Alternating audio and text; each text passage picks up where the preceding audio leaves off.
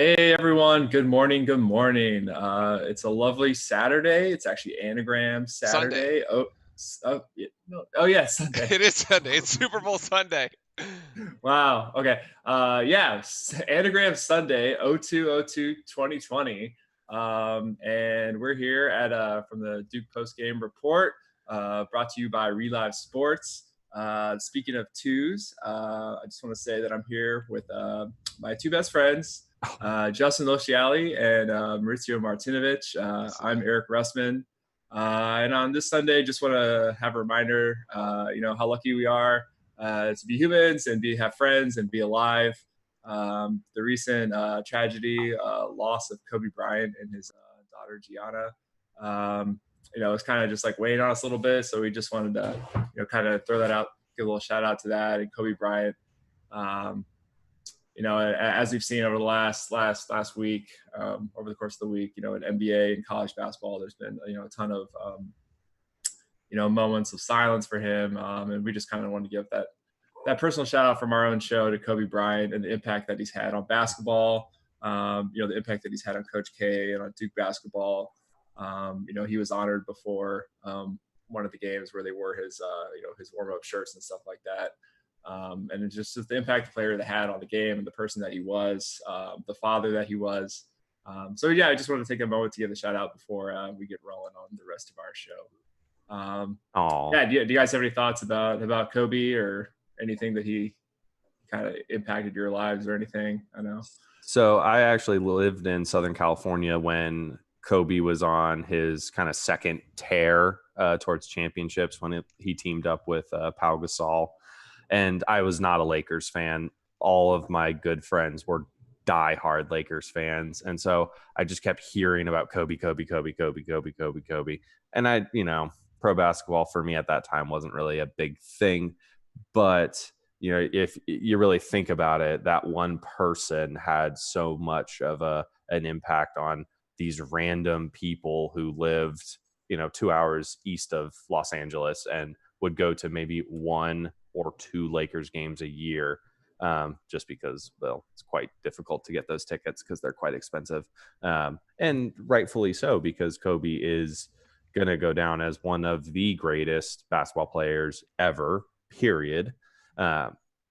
He truly was something special, and he did so much for the city of Los Angeles, where you see so many people actually uniting, which is quite rare these days for a lot of people to come together. But it just is a testament to who he was as an athlete and what he represented, and then how he was off the court and what he meant off the court to just that area and then the world in general. Yeah, I mean, Justin, what well said. Here, let me just get out of the slideshow for a second. The it's bizarre because he's one of the players that if you grew up watching basketball, it was like actually within our lifetime, to be able to while we're actively growing up watching basketball, right? Mm-hmm. Yeah. And so it's such a bizarre sort of under such bizarre circumstances. You saw all the pictures there with Coach K and Kobe, and obviously they had a very special relationship, those two. So there's the Duke tie-in as well. I think I always heard rumors that if he had played college ball, he would have gone to Duke. Yep. I don't know if that's true or not. He put it on his Twitter. Okay, he put it on his Twitter, so he did put it on his Twitter. Therefore, it must be true. Yes. Which is also obviously really special. And then there was always talk of Coach K going to coach in the NBA and going to coach the Lakers. Oh yeah, I remember that. That was a huge ordeal. Right, and then that was essentially he was going to coach Kobe.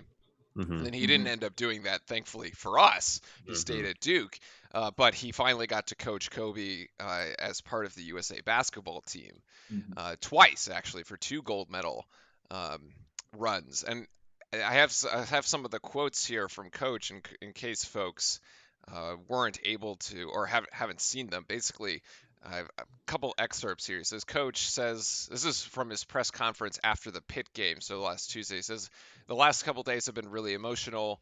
Look, Kobe was one of my players. I coached him on 3 teams. He was my leader. We had special moments, private and public. Amazing with the grandkids, and there was that picture him with Mickey Krzyzewski, Coach K's wife, and Savarino was actually in the picture, who's now on the bench. So Mickey had an unbelievable relationship with Kobe. He says Kobe was a key guy in building the continuity of culture for the 11 years that I coached Team USA. His relationship with LeBron was the key. And those 2 guys were magnificent together. They were the foundation, and everything else was built on the relationship that those 2 guys developed.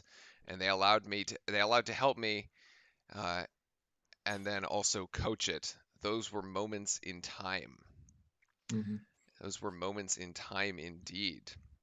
So yeah, I think that's definitely true. I mean, they're both, titans of a titan of a player, a titan of a coach. Take my car. With a really special relationship. And yeah, just as like a basketball player, I was never like, a Lakers fan just because, they're a team from LA. What association do I have with that? But I always like respected Kobe, the things he did on the court. It's the thing, like things you see highlights and, you go on the court the next day or practice the next day. And you try to do, turn around fadeaway jumper and you yell Kobe and like, yeah, exactly. It's only by, it's kind of the one thing I realized. It's like only by trying to replicate the things that like you see the legends do or like the best players do, you keep trying to replicate it and eventually you are able to replicate it and that makes you a better player. And it's something to aspire to. I know like I think like later, well, it was like later in high school, I think reading about, I guess like the Mamba mentality or just kind of like the amount of work that he put in to accomplish his goals. I think like that started to affect me more. And I remember hearing about just like kind of I think he was one of the first guys I heard about like the ways that like he would describe how he like broke down defenders and all the little things that he looked for. Like he was good enough where you could see like a subtle shifts in like a defender's weight, and then he just knew which way he could go, which move to do.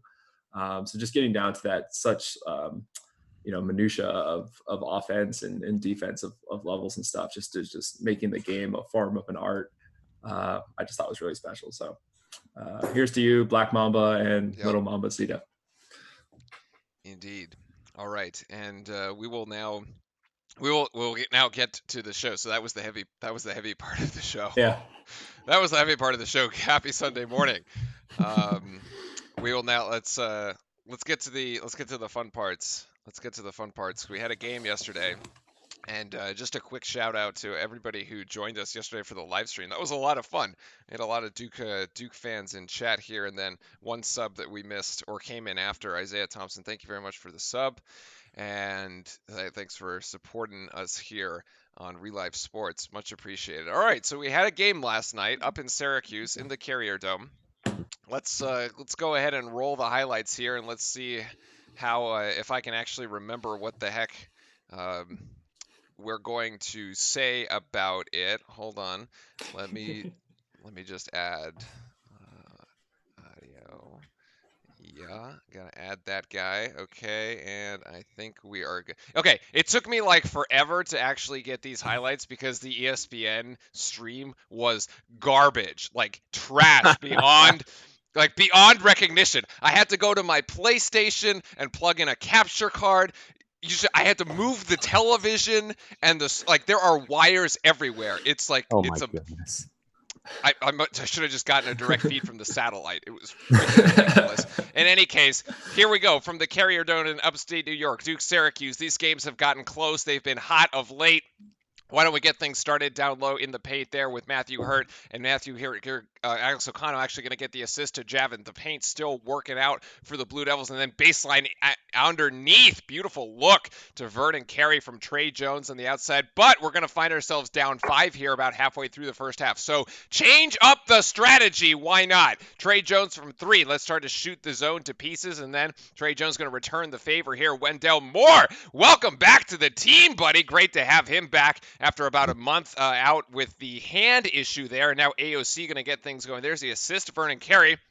And then Alex O'Connell is just going to do it himself here for the baseline. The orange squeezer, O'Connell, as he's become to known, with 16 and 20 points last year. He would end with 11s in this game. Jack White there with the block. Javin calling for it. Javin! Whew, what a pass there from Wendell. That was beautiful. Duke's going to go up 4 into the locker room. And coming out of the locker room, it's going to have some high-flying theatrics, starting with Cassius Stanley to Vernon Carey. And then Vernon Carey is going to return the favor. Baseball pass with the left hand. Look at this one. Pinpoint accuracy to Cassius Stanley. These two are about as a dynamic duo as you can get. Now Matthew Hurt to Trey Jones. Trey's going to try to put this one up. It's a miss on this one. Nice rebound there by Jack White. Back to AOC. AOC for bang. 3. Splash. Make it happen. And then on this side, AOC is actually going to find himself behind enemy lines. How sneaky. Super sneaky there. Well done, AOC. With the dunk. Now Matthew Hurt going to try to put us up as Syracuse is starting to make runs, but Cassius Stanley, nobody boxes him out. None of the oranges find him, and there he goes. Now Vernon Carey, the tank, he's just dominating people. Like tanks roll over people, Vernon Carey rolls over people. It's one and the same. Matthew Hurt, bounce, buddy, bounce from 3, kind of stave off a Syracuse run, and then Cassius Stanley going to take off from the ACC line. Oh my goodness, the and one there. And now as we get late into the game, we're just going to admire this here because Cassius Stanley up to Vernon Carey. This is the second time he's done this. Can you believe this? And now admire. The orange have been fully squeezed here, and there is your grab your glass of refreshing upstate New York orange juice. I don't even know if that's a thing, but we made it a thing last night because Duke's going to go ahead and win that one 97-88 in for their 8th ACC win. And yeah, there you go. Not bad. I mean, the second half looking very different than the first half. Yeah, absolutely. I mean, it was a very, very competitive game in the first half. We were down. It looked like we were struggling a little bit, against the classic Boeheim zone, which is always an interesting battle between these two teams because, Boeheim was Coach K's assistant coach for Team USA and essentially taught him his zone so that, the national team could use it. So he knows, at least the forms that it's been in, he knows the ins and outs of it. So it's almost like they know what each other's going to do, and he probably knows how to break it. It's just what can the players that are on the court actually execute the zone to how it's supposed to be run, and can the players on our team execute how to beat it. So it's always an interesting, almost like a chess match, but a little bit based on the players that we have and their ability to execute. So I think the first half, we came out a little slow as far as on offense attacking the zone. Syracuse seemed very comfortable in the Carrier Dome, with their 30,000 people in attendance. I think last year they set the record or something against, when we played them. And I think us playing it in that stadium, it just seemed like a little bit of a different game. And I was like, oh, this is gonna be interesting. But we had a surge right before the end of the first half, which was, I mean, that was great to just show that and not just kind of keep the same monotonous pace that we've kind of been at. We just slowly fought back, got up by 4. I really like that. Started off the second half strong again. We didn't come out and just get smacked for the first 5 minutes, which sometimes we've done in the past. And then once we got up to that, I think we got to a 13-point lead. We held on to it. And even though we were kind of in foul trouble, which is a little scary for me because I was like, man, if this slips down to 4 or 5 point lead, this could become a problem because then Syracuse can be shooting free throws the rest of the way. But we maintained it just enough. They, I think they got within 7 a few times, 6 maybe 5 once. at one point, I think. 5. They gave us close to 5. Yeah. And then but each time when they got there, we were actually able to do, those 1 or 2 extra possessions, a stop and a score to just keep them from surging back in. And I thought down the stretch, that was great execution. Syracuse threw really good, full court defense at us down last several minutes. Yeah, they were doing for 8 minutes. Oh yeah, it was unbelievable that they were keeping it up, and also most of the time doing it without fouling. And they were forcing. I mean, we had to make long passes across half court, but our players stayed very composed. No turnovers in those situations. No unforced errors. We just calmed down. Passed out of it. Called timeouts when we needed to. I thought it was just a great example of that type of play only comes from preparedness, practice, and coaching against that type of thing. So I really like that we handled that well and didn't collapse. And I mean, it was actually an exciting game, even though we were kind of up like most of the second half. I think it could have been a lot closer had certain things gone one way or another. Mm-hmm. Justin, we really, the first 10, 12 minutes, I'm like, oh my goodness, we're just shooting ourselves in the foot. Every possession there, for the most part, there was some little mistake or just confusion with the zone. And then once we settled into it of, okay, we can still get the ball inside against these guys. And then once it's inside, guess what? They can't do anything about it to stop us. So let's do that. And then that's going to open up our outside game, because although, yes, we have some people that can shoot the three relatively well, we're not a classic Duke 3-point shooting team where we can light someone up from three and then it opens up our inside. We have to play inside out from Vernon, a little bit with Matthew Hurt. Cassius Stanley has to drive. That's when he's most dangerous, is when he's driving. Trey Jones, when he's able to get into the lane and put up one of his little floater shots. He's got a very good percentage when he shoots those versus when he's shooting a three ball, although his three shot has gotten a lot better.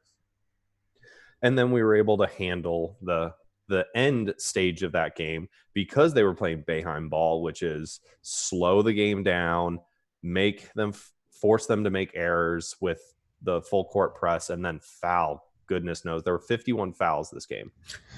51 fouls. There were, I think, between both teams over 50 free throw shots. Yeah. Jeez. Actually, I have it at 54. 54 free throw shots, or 54 fouls? 54 fouls. 54 fouls. Even worse. Hold on, I can't do this math. This 57 free throws. 57 free throws. Actually, 57 makes, but hold on, that's 40. 70 attempts. That's insane. 70 free throw attempts. And I get pissed off with, those ticky-tack fouls, like you're just guarding someone up around the half-court line, and the guys kind of drive into the left, and you're following them, and then you just get a foul call out of nowhere, but the team's in the bonus, so they go to the line. Those were the fouls that were getting called all the time early on in the game and early on in the halves, which brought everybody up into the bonus, the double bonus, and so then everyone was shooting free throws. And somehow we are terrible at shooting free throws, and we made our free throws. We shot unbelievably well and very well composed. Yeah. That's what won us the game. We don't make those free throws. Boeheim ball works, and we lose. It's very plain and simple. We don't shoot that well from the free throw line. We lose that game. Shooting at 88% from the free throw line. We actually shot better than Syracuse. They were only at 76. This was a free throw percentage that we have not seen in like a decade. It feels like it's been a long time. Oh yeah. I mean, yeah, I think what most games this year, we think we always it's usually around 50% or something. Well, yeah, we did the stats. The average is 68 or 70. 68. Yeah, I mean, bad. And if you look out of 33 free throws that we took, I mean, that's from what we shot. That's 10 points right there. That's the game. You're absolutely right. Yep. I do like that. I mean, we shot from 3-point line. We did shoot 35%, which is that's a pretty good that's a standard, respectable what we shot. Mm-hmm. I like that, like you mentioned, Justin, that we stuck to our game plan of getting it inside.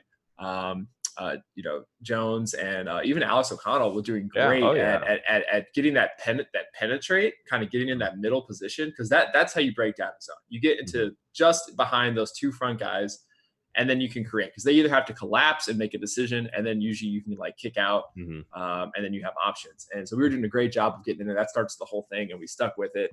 I was afraid that we were going to somehow fall into not being able to do that, having trouble with Carey, getting him the ball, and just fall into one of those 6 for 27 3-point shooting performances. You're not that far off. It was 6 of 17. Yeah. And actually, if you look at the Syracuse line, they're the ones that fell into that. They went 6 of 26. So there's your exact line, actually. Which I think is uncharacteristic for them. Don't they shoot fairly well from three? Yeah. They're normally better. And it's weird, too. I mean, I think, I feel like at least 3 of the ones they made were from absurd. They're just absurd distances. yeah, they chucked them up. Yeah. So, well, the crazy thing. Good morning, Uniguide is back in chat from last night. We were doing this game live. The stats: Elijah Houston didn't hit. He went 0 for 7, and then didn't hit a Yep. 3 until like the last 4 minutes of the game, effectively. Mhm. And Buddy Boeheim just didn't have a good night, and Gerard didn't have a good night. I mean, none of them like really had a good night from 3. Thankfully for us, because if those threes start hitting, I mean, this thing is only a 9-point game, really. Yeah. Justin, Yeah. you mentioned the turnovers, though. Actually, this was a really interesting stat because there were 8. I think it was 8 turnovers for the in the first half, or there may have been more. I And think there then were we 12 actually ended or with so. 19 Yeah. to Which Syracuse's 10.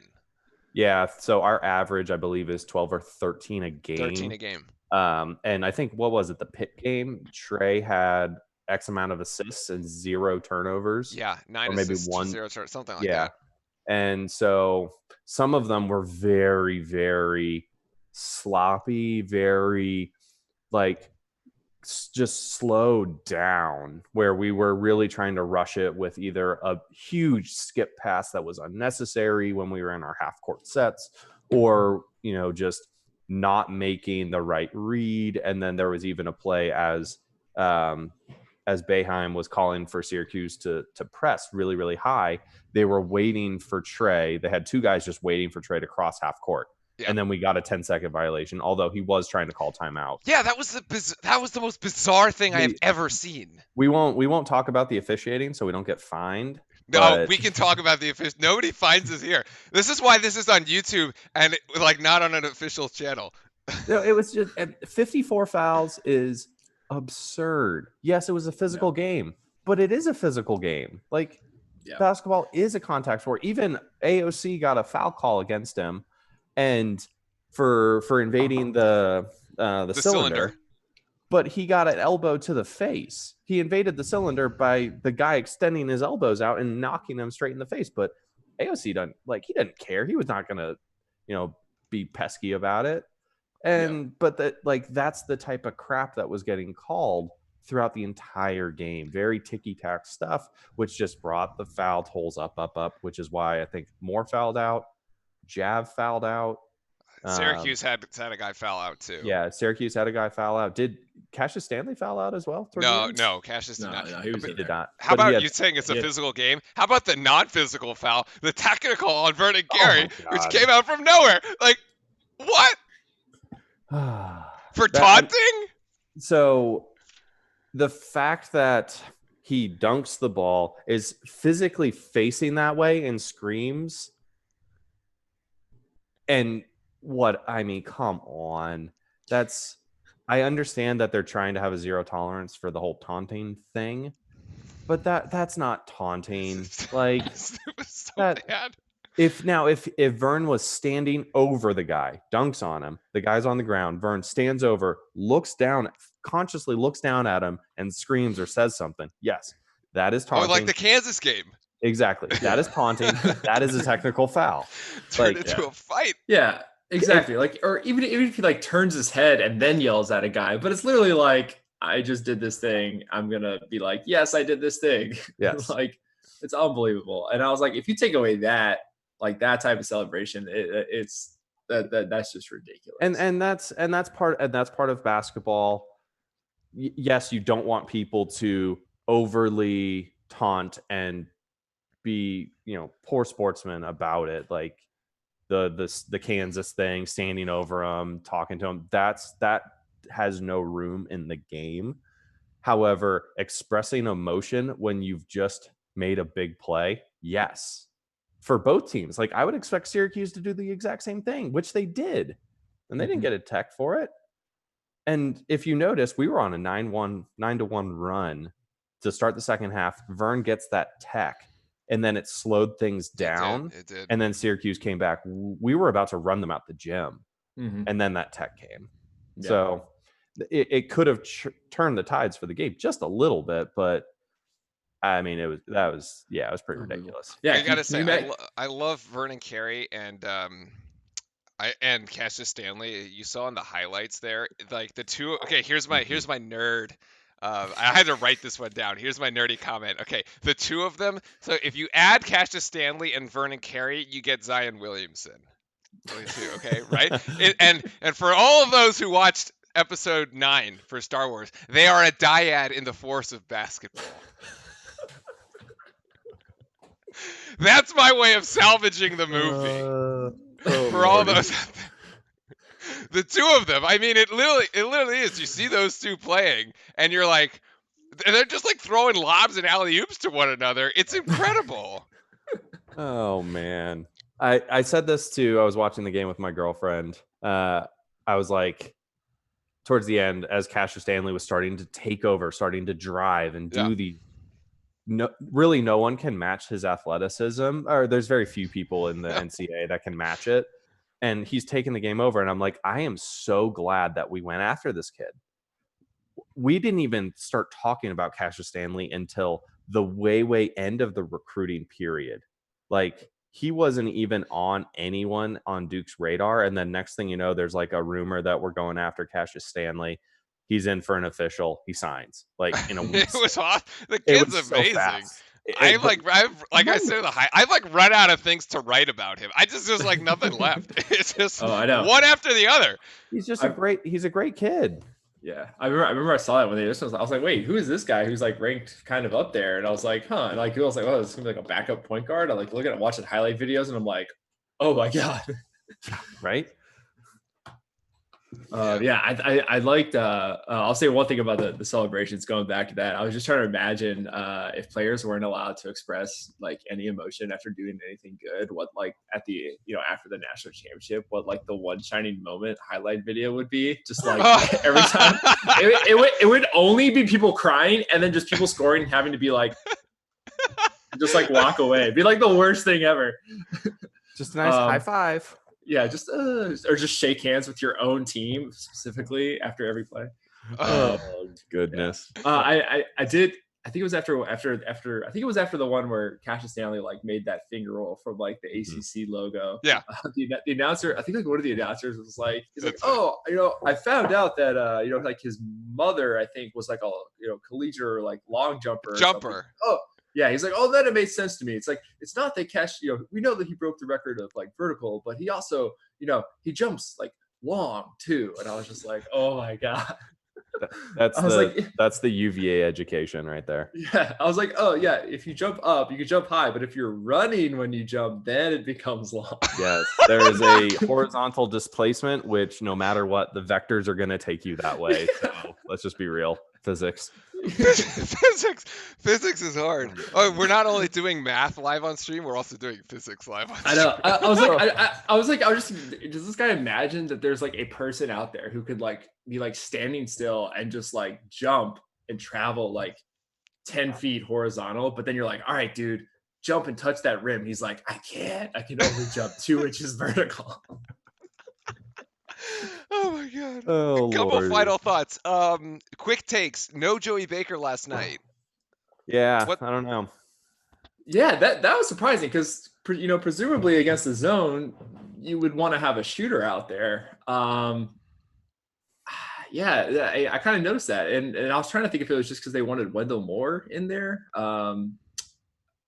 just like for like more like the defense purposes and to also help on offense. I was thinking maybe it was just trying to imagine who Joey Baker would have been guarding, and that he might have had trouble guarding like the what's it, like a Hughes, Buddy Boeheim. Yeah, or I think he would lose some inches against those guys. Yeah, because I mean they have tall guys that are scorers, and I think that would be a major disadvantage to like who Joey Baker typically guards, which are guys that are like a little bit shorter than him when he comes in the game. So I would guess that was maybe the overriding decision. Yeah. Well, O'Connell played extremely well. Oh, yeah. Because we call him the orange squeezer. He's like his eyes. He plays Syracuse is on the other court. His eyes light up, man. Like 20 points and 16 last year in the 2 games that they played. I don't think we have a home and away with Syracuse. I think it's just one against Syracuse this year. 11 points, great performance from him though. Oh yeah. Oh yeah. But yeah, and he was it was all in different ways too. I mean, he was slashing and attacking and passing, and he also hit that really nice like baseline turnaround jumper. And I was that like, one, Kobe! that exactly. That was a Kobe shot. That really was. Yeah. Justin, Wendell Moore back after Yes. basically missing a month. I think originally when the injury was announced, we did here on the show that we were kind of going over like what does the rehab look like, and I think the timetable is actually a bit longer. Are you surprised that Wendell's back so soon? Not necessarily surprised. Again, I didn't know exactly where the injury was, and is it his shooting hand or no? I believe so. Because he's left-handed, right? Yeah. So especially with the hand injury, they just went in, they fixated the bone, and then went from there. So now I don't know how big the fracture was. So if it was like a complete fracture, it may have needed a little bit more time for full healing. But pain-wise, he's probably minimal to none right now, and probably hasn't had discomfort for a very long time. Again, that's an area that doesn't actually bend or move because he probably fractured right below the knuckle. Like that doesn't really actually move. It's a long bone, about yay big. And so it just needs to fixate and then get better and just heal. And he just needs to be able to withstand some impact through there from, the ball bouncing, from, maybe a block or just the roll and the touch of the finger. But during that time, he was staying up in conditioning. Like he was able to stay up versus, and I texted you guys this yesterday, take Zion's injury, obviously different case and different scenario, but it was a leg injury. So you've got the healing time plus some of the rehab stuff that you got to work back to reestablish some control of the muscles around the joints, and then reconditioning, because you take an athlete, an elite athlete, out of their sport for a week, 2-3 weeks, that actually does decondition them quite a bit more than you would expect. And so they need to ramp back up. But Wendell was able to do all of that while rehabbing for his hand.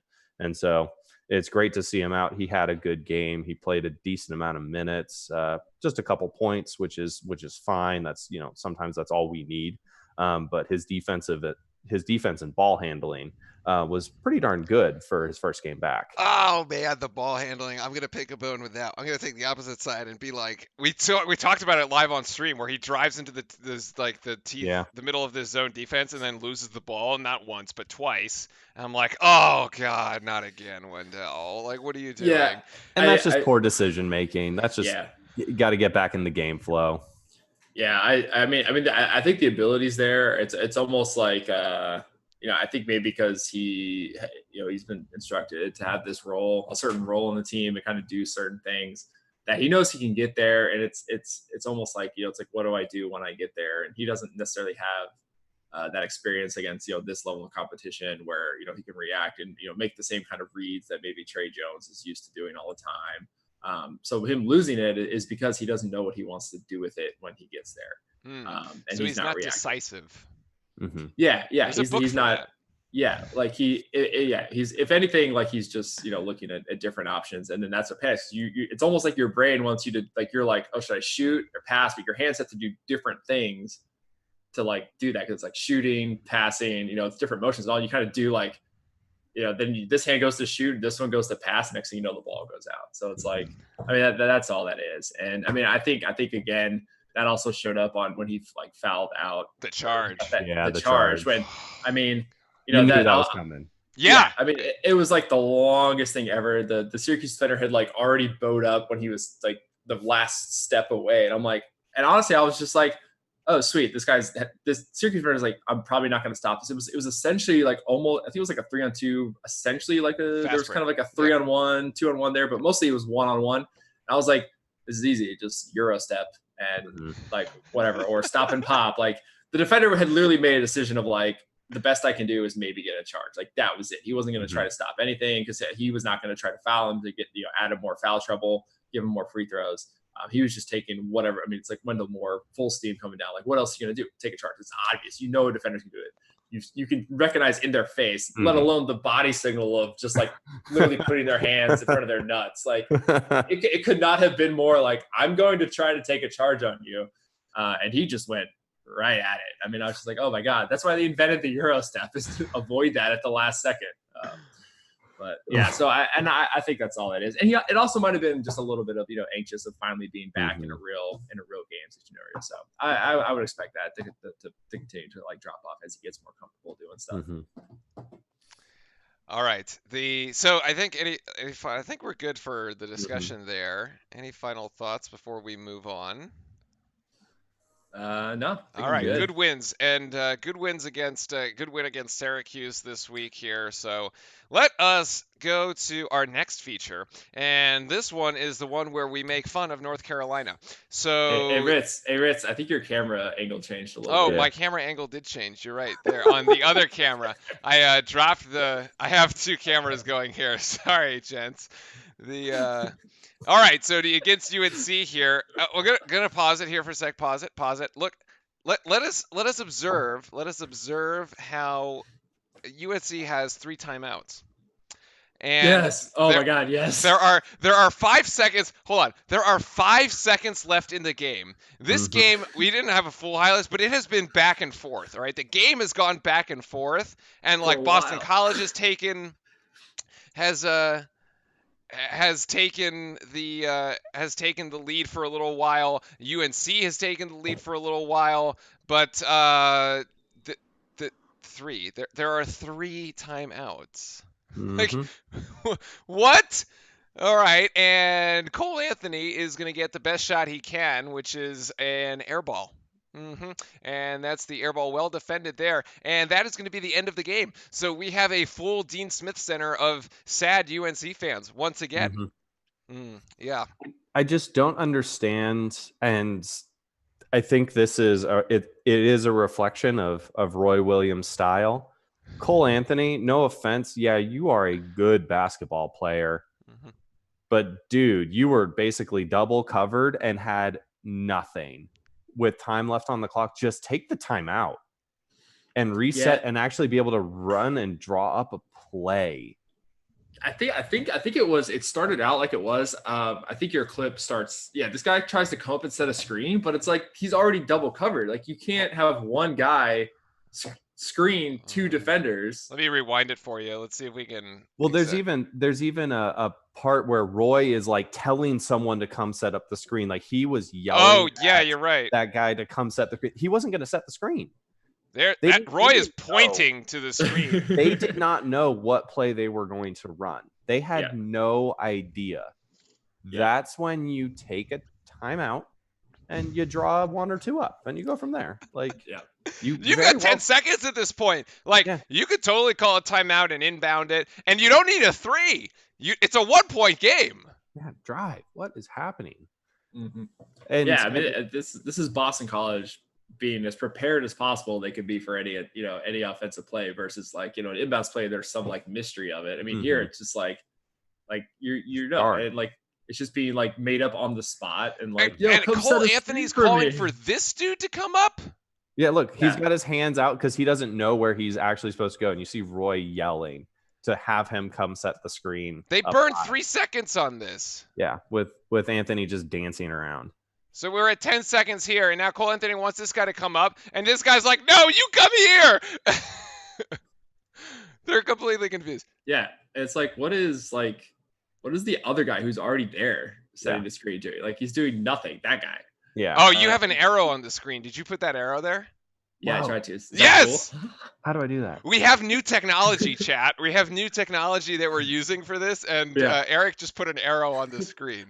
Watch that guy during this play. He's just like, oh, am I setting a screen? Do you want one, buddy? Do you want a screen? Nope. Do you want a screen? It's like pickup. Like if you never played, he literally did nothing. Pickup, like if you play pickup and like you're just trying to like, there's no chemistry in a game of pickup usually. Like the first time you play with some random dude you never played for. It like that's what that was. And it's just like unbelievable. It's like there's 2 guys. There should be 2 guys should come up and screen him, and then you see what happens. And I think meanwhile they had a guy on the 3-point line. Carolina did like the whole time, number 3 down here, who's just kind of hanging out. I'm like, I don't know. Seems like he should probably shoot something. Well, and he should probably shoot something. well, and look at this. Hold on, let me play around with this annotation. I'm gonna draw. Before you know it, we're gonna start drawing inappropriate things on my screen, and I have no way of stopping it. This is gonna get. They have so much power right now. Look how wide open that is. If you actually set the correct screen, and this dude, the dude Eric was talking about, gets out the way. Look at this. I'm pretty positive a player like Cole Anthony could figure out what to do with this much space down by 1. Yeah, you'd think Unbelievable. like he could start like drive. So if this screen had been successful here, this defender gets pinned up here. Cole Anthony's now got to drive. I don't know, 21. If this guy does something, whatever the dude that's just literally standing in the middle that Russman was talking about, if he actually does something. Also, at this point, this pass is open. So this dude could have taken a long 3. Yeah. But he's more open than Cole Anthony. Look, there's 4 seconds. If he passes it there to this guy, right? Even if this Boston College defender goes out to cover it, all this guy has to do is literally just basically go dive, like right here, and you have for a wide open layup / foul. Like there's so many opportunities that like unbelievable. And like there's your coaching. It's lack of timeout use. The fact that the players have no like intuition of how to handle. I mean, even if it's at the end of the game, I mean, this is just offense at this point. Like, it has nothing to do with the end of the game. Like, there's enough time just to, you only needed a bucket or even a free throw to get fouled would have been fine. Like, to come away with an air ball 3 over 2 defenders, unbelievable. But hey. Cole Anthony's great. He got a lot of points when he came back, but the team still sucks. So, yeah. I love this. These new tools are great. I like this platform. This one's fun. Yeah, you might have to pick. I would pick slightly brighter colors, but otherwise. Yeah, next time. But otherwise, that looks really good. Well done, gents. See, Carolina gives us plenty of content too. Put an L there for Roy Williams. Yeah. Oh my God! So the funny thing is that these two teams. So we will go to Boston College on Tuesday, which now hot over their win. So some bizarre scheduling. Okay, scheduling conspiracy. Oh, yeah. We always seem to play the team that just played Carolina, right? Pittsburgh went in, beat Carolina. Or no, it started with Clemson. Clemson goes in, gets their breaks their 59 loss streak in Carolina. Then then we go to Clemson and we have a tough game. Then Pittsburgh goes in and beats Carolina. Then they come to Cameron and we get a tough game. Now Boston College, we got to go to Boston College after they just beat Carolina. That's going to be a tough one. Then we have to play Carolina next Saturday, which we'll do the live stream for that as well. That should be a really fun because we're just going to demolish them. And then Carolina now has to go play Florida State, which is going to be a disaster for them and great for us. And then we play Florida State. So it's like we're like bouncing, like rotating the opponents. We're just right in their wake this year. It's but I feel like it sucks because it's every team that plays them is just getting like super confidence booster when they beat them, and then we get them like at the they're like, oh, if we could beat Carolina, we can beat Duke too. Like they come in less fear than they would normally have, I guess. Oh yeah. So definitely very interesting scheduling. Yeah, what was it? We were talking earlier in the week. You said if you beat, so in chat they said maybe you should have taken a short 2. And I was like, yes, like you could have taken anything except for what they did. Like do anything other than what you did. I mean, Jesus, like even as the shot was running down, I almost would have like, okay, I'm at this 3-point shot that maybe I'll make it a miracle, but like I was like, almost I would just be more confident just dribbling in chest into a guy and maybe they call a foul. Like I feel like that is a more likely scenario than like what the shot he ended up taking. But unbelievable. Yeah, you could literally do anything. But that's okay because it's UNC and who cares? The only thing I'm mad about him now is I saw that like I think they showed a stat last night that like Duke's strength, like they're saying all the things that were like ranked in, projected, whatever to win national championships, stuff like that. and they showed like I think our strength of schedule rating was like 59 or 59. Yeah, because you don't have Carolina to play twice. I know. I was like, fucking TDS against Carolina dragging us down. I know, right? Jeez. Oh man. And all the teams we played in the beginning of the season have just like started to tumble down. Wait, has 7F Austin not gotten like better? I don't know. Actually, I haven't really followed. Yeah, I haven't followed them. All right. Okay, so we're gonna move on from that one. Okay, so this is the interesting one. We wanted to get to this. Let's see, hide that. Okay, so this happened the other day. All right, and this is Coach K. This is against the Pittsburgh game, so still within the week, so we can talk about it here. They were coming back from the halftime and kind of doing a little crazy show there.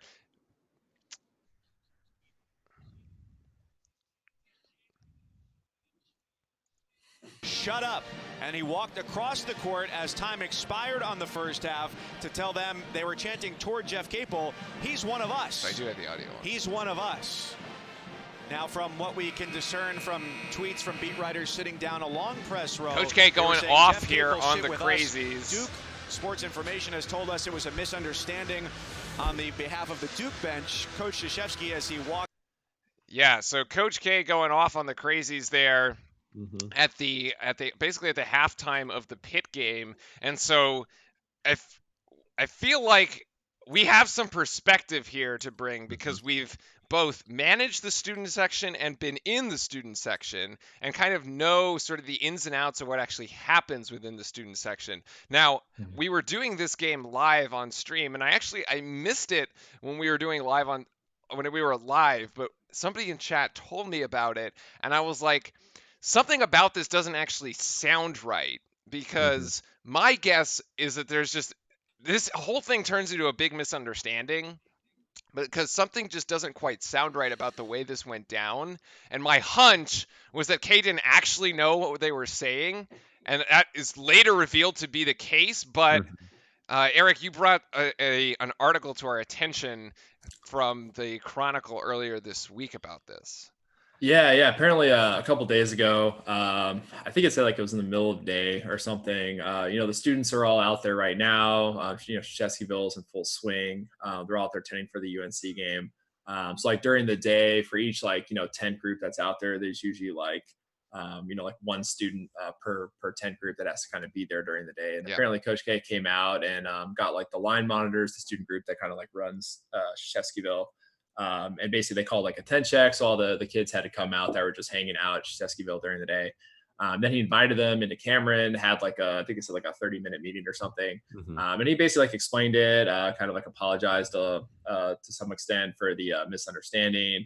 I think he said he still wishes like they necessarily hadn't said anything at Jeff K Poole like specifically by name. But then like he showed them like apparently like a video of Cameron crazy crowds in the past, and what like the expectation is, stuff like that. So he definitely misunderstood what they said. I think he caught like he heard the name Jeff K Poole, and just kind of maybe assumed that they were saying something and didn't necessarily get the context, and then just kind of jumped on it. And that's definitely true. And Cameron, even like coming out of halftime, it can be loud, and the first time you hear a chant, like the first 2 or 3 iterations of it, you're like, wait, what do they say? Even students like 10 feet away are like, what they say? Like but it's more like, what they say, so I can join in. And it takes you a while to hear it. And it is a unique situation because when he's saying that, he's one of us, like that's true. There are like plenty of former Duke players that are now coaches at other schools. Not all of them have played in Cameron. I think like Johnny Dawkins for Stanford has played in Cameron. Wojo hasn't. No. Wojo hasn't. Yeah. Collins hasn't. So this is the first time it's happened. I mean, there's a former Notre Dame coach. He was Mike a former Bray. Duke coach. Yeah, Mike Bray was not a player, right? He was just a coach. I think it was just a coach. Yeah. Yeah, that became a coach. So like that's not something. And I think the students entirely intended it as Jeff K Poole sit with us, which is a cheer that they say to all the when recruits, or we know recruits are at the game in attendance, and a lot of times you'll have a recruit that'll he'll when there's a break in that game action, he'll run across the court from where they typically sit behind the team bench and then go sit with like the line monitors, which is in the kind of like directly across the court from the team bench there, Right. and just stand with them for, you know, an amount of time. And they do the same thing. They've done it when like players have former players have returned to watch games. You know, if it's more like veteran players, you know, they'll still do the chant, and like usually like the guy will just like stand up and wave at them. When it was more recent grads, you know, you're talking like, you know, when Quinn Cook was had just you know, graduated the year before, he would go over there, or like Noel Smith, John Shire, all those guys would like come back within the year or something after graduating, and they'll like go over and stand with the crowd. And that's what they were making an allusion to. It was just kind of instant, and I think he just understood. And then he also Coach K also said, just like, I mean, again, from the state of, you know, his emotional state and kind of the energy and sense of family that he had from the loss of Kobe Bryant, I think that just added to it. So it was just a misunderstanding. And then I don't know. I think it's all been resolved. Everyone's cool with each other. Jeff K Poole, I think was cool with it. So yeah, K Poole was cool with it. And here's the like showing on the screen. This is the dirt sheet. So kind of a bizarre. So how this works, Chad, just so that people understand, is that it's like for the undergrads, we didn't actually do this for the grad students, but the undergrad line monitors put together a dirt sheet on all the players for every game from the opposing team and hand it out when, like, as you're walking into the stadium. And so that kind of lists out some of the unique cheers for the game, right? And so there was literally from the dirt sheet, there's like nothing. Like, as it says, nothing bad to say here. Love you, K Poole. So there's clearly no ill intent by the crazies, by either side here. So yeah, and one other thing too, I think that they said fed into it, which is, I mean, not something that we would necessarily know, other than just knowing Jeff K Poole's playing history at Duke as well. But apparently Jeff K Poole, I think it was like his senior year, I want to say, wasn't doing so hot. I was reading about this in the comments that some alumni who had been in the student section way back, you know, in the day, were talking about why Coach K might have been particularly defensive of Jeff K Poole. Apparently there was a stint where he was just like shooting really badly and not playing very well, kind of as like I feel like it was like as a senior. And then there was like an illusion that he was like kind of like even by crazies, which is, you know, I thought this was unbelievable, that there was like he got kind of booed or something one time. And then there was a discussion between alumni about whether, like, Coach K seemed to make it sound like his memory of it was like it was a regularly occurring thing. A lot of the alumni in the comments seem to recall that it was like there was like one specific game where like they announced like the starting lineup, and, you know, the crazies weren't super enthused that he was still like starting. So like there wasn't like, I guess like an eruption of like, yay, like, you know, the typical like, yay, a player starting. And it was just kind of quiet. And then like a particular group of people in the students in the stands were like, boo. So like it stood out a lot. But they said they thought it was like an isolated incident. But I think that's what he was maybe drawing at, that his, you know, Jeff K Poole had been like cheered against by the crazies before. It just kind of triggered something. And, you know, again, with the whole Kobe thing. So I think it's all under the rug. You know, there's no civil war breaking out here or anything.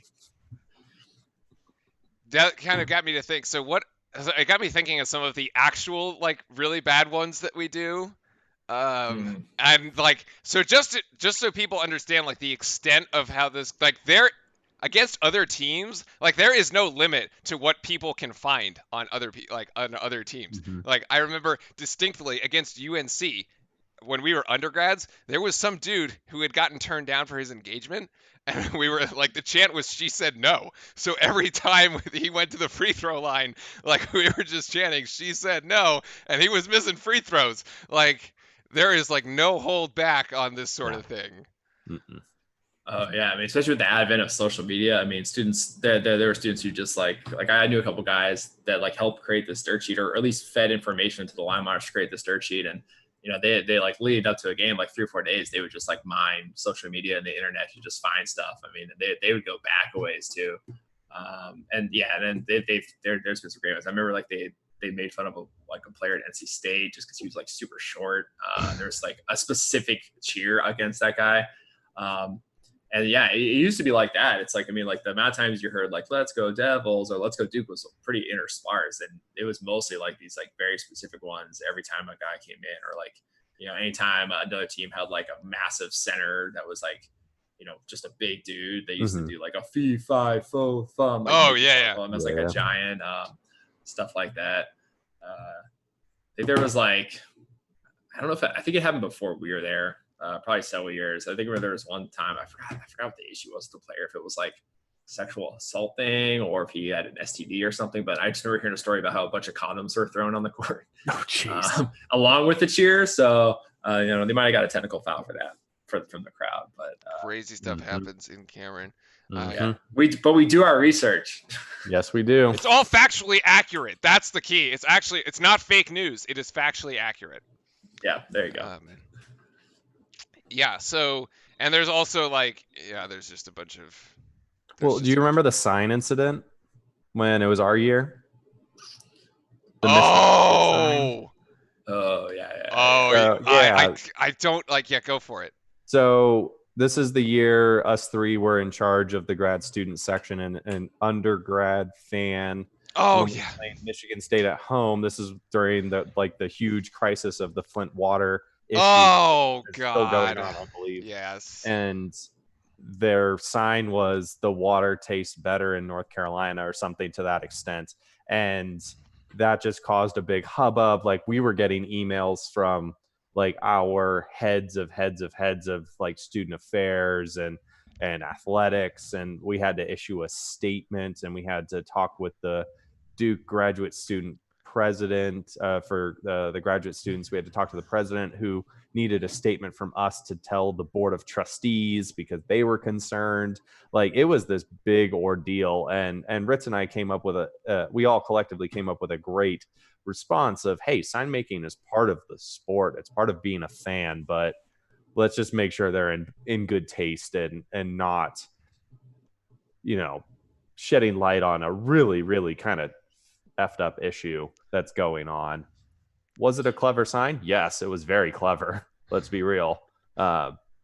Probably not the best choice, though. Yeah, and we had to inspect every sign. We had to inspect every single sign after that. Yeah. Yeah, I mean, it's super choice. And again, it's a student section. The crazies. It's one thing.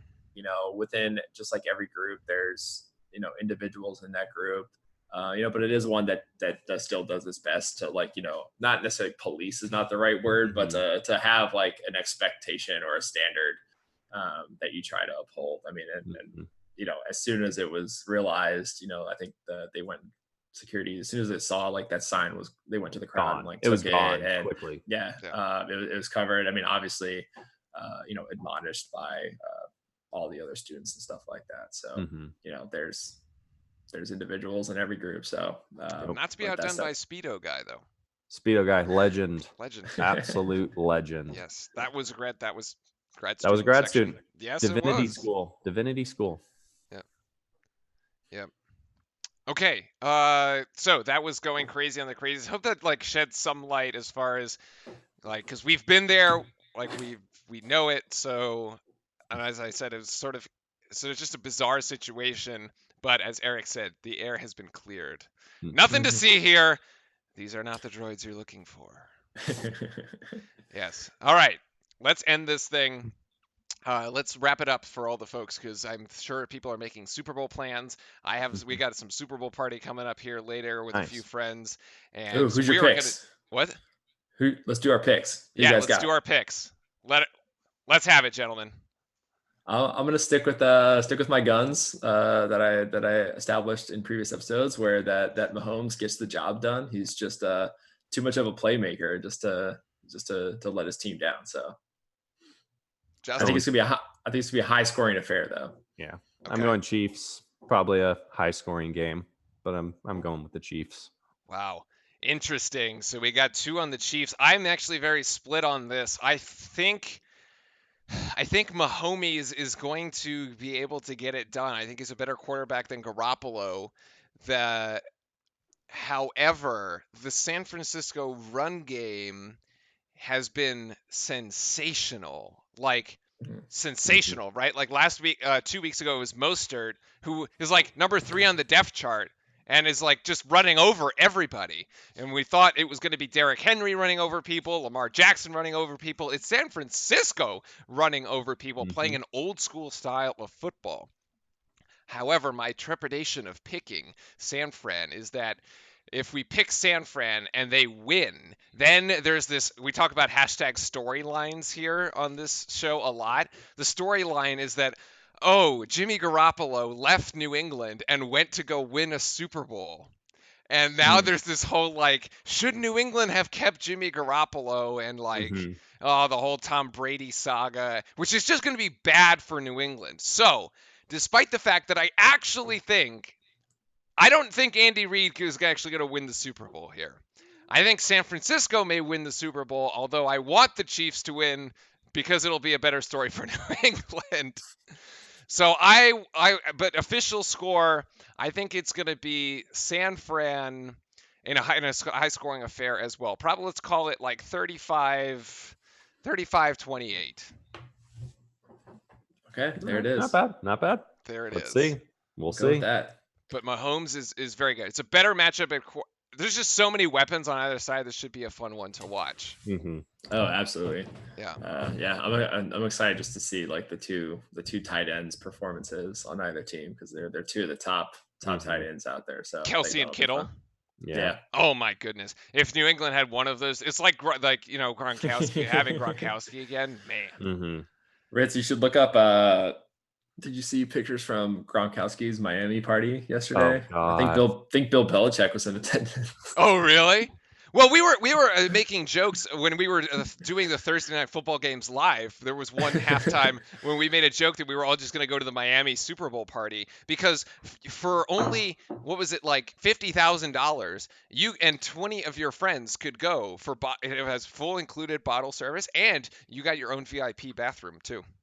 Oh, the bathroom's clutch. Yeah, wow. The bathroom is clutch. Absolutely. And as what my brother said, could you imagine every time you're at a party or you're at a bar and you have to go to the bathroom? It's like, it's a major affair. There's always a line, and like it takes away from party time. Yeah, absolutely. Right? So maybe when the channel actually gets big and we can all go to South Beach as we do more. When we do more football games next year. All right, it's cool. We'll get you your own little van that you can park out with a giant satellite thing. Yeah, I'll be the guy that walks around and interviews random people. Yeah, we'll do live production from the party. Exactly. Kind of like one day we're going to do live production from a Duke UNC game. That would be fun. Yeah. That would be fun. It looks like Chad is on the side of the Chiefs as well. We got 2 votes in chat for the Chiefs. So it looks like everybody's on the side of the Chiefs. Everybody's going to think the Chiefs are going to win. This will be an interesting one. Yeah. I think it's just because they just don't want the Niners to have this will be their 6th, right? Like right up there with the Patriots and the Steelers. Yeah. Mm-hmm. You know who's not going to go to the Super Bowl for a long time is the Dallas Cowboys. Oh, Very my true. goodness. That's That was true. that was asked last night on the show. Didn't the one announcer ask Corey Alexander, who do you think is going to win the Super Bowl? And the dude was like, I don't care. I'm not going to watch it because the Dallas Cowboys aren't in it. And I was like, that is the biggest non-answer from a color commentary announcer I have ever seen. I was like, you have one job, which is to fill up airtime, and you are failing. Oh, Lordy. Other important reminder for the fans out there: we're not a partner, and this is not an ad. This is just a personal thing that I like to watch every Super Bowl Sunday. Yeah. But the Puppy Bowl will be airing on the Animal Planet in a few short hours. I highly suggest you watch. It's phenomenal. What is and this? I'm sure they're The Puppy Bowl. the Puppy Bowl. Are you serious? Look it up. Look it up. It's All right. amazing. Maybe Animal one day Planet. we'll be able to we'll watch highlights from the Puppy Bowl. If there's good highlights from the Puppy Bowl, maybe we'll carry it on our next show. I think that's a good idea. Okay. Great idea. Oh my goodness. All right. Well, that is going to be it for us here this morning, ladies and gentlemen. Thank you all for spending your Sunday morning with us here on the Duke Postgame Report and Relive Sports. For all of us here, I'm Ritz, Eric, Justin. We will see you next week we will see you live for Duke UNC. We're going to skip the BC game because it's a little too early to call live for us here on the West Coast. And then we'll do Duke UNC. That game tips at 7 next week. 6 o'clock next week on ESPN from Chapel Hill. And then we'll be back doing the recap show before Florida State on Monday. All right. Thank you very much, everybody. Have fun with the Super Bowl. Stay safe. Mhm. Don't You drink guys and go drive. Duke. Go Duke. Cheers.